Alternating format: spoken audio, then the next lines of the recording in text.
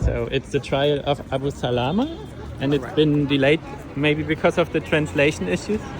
Yeah, we see again and again that the entire system here in Germany is built on injustice. Yeah. Even the institution that is in charge to rule what justice and what is not is involved in justification and neutralization and explanation of why we should look away from genocide. They bring us here in order to terrorize one of our comrades who was brought in front of the court.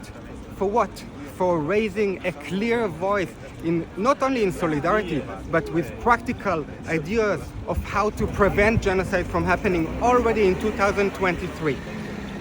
MAJED, one of my closest comrades, one of my siblings, we are standing together shoulder to shoulder, and we will never stop, because the liberation of Palestine from Zionism means also and always the liberation of Judaism from Zionism. Today we witnessed another manifestation of state repression that is inherent to all parts of the state bodies, within the juridical bodies, within the executive bodies, and within the Bundestag also. We all know that all of those institutions work closely together in order to do nothing else but to legitimate things that are not to be legitimated.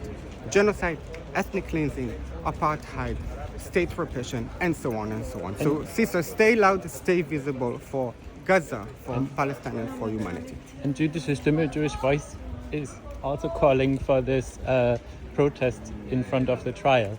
Of course, we all stand together since more than 2 years, since more than 20 years, Jüdische Stimme exists here in Germany, in order to promote the idea that justice is nothing negotiable.